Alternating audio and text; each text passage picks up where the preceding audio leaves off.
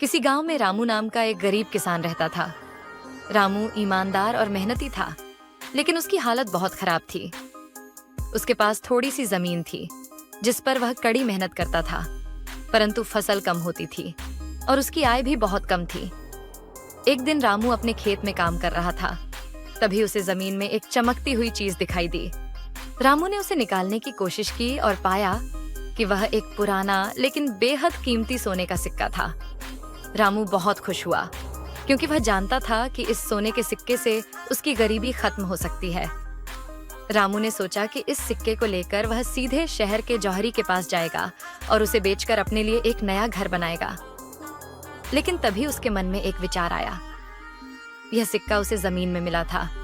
हो सकता है कि यह किसी और का हो और किसी ने उसे खो दिया हो। रामू का मन अशांत हो गया। वह सिक्का बेच सकता था और अपनी जिंदगी सुधार सकता था, लेकिन उसकी ईमानदारी उसे रोक रही थी। रामू ने तय किया कि वह इस सिक्के को गांव के मुखिया को देगा और उनसे पूछेगा कि इस सिक्के का असली मालिक कौन है। रामू ने सिक्का मुखिया को दिया और उन्हें पूरी घटना सुनाई।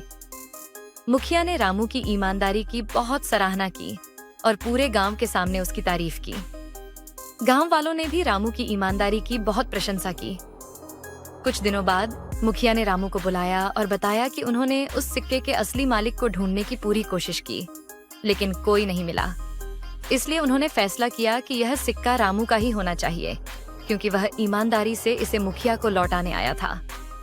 रामू को वह सिक्का वापस मिल गया और उसकी ईमानदारी का फल उसे मिला। उस सिक्के को बेचकर रामू ने एक नया घर बनाया और अपनी जिंदगी को बेहतर बनाया। रामू की ईमानदारी की कहानी पूरे गांव में फैल गई और वह सबके लिए एक प्रेरणा बन गया। इस कहानी से हमें यह सीखने को मिलता है कि ईमानदारी सबसे बड़ी संपत्ति है।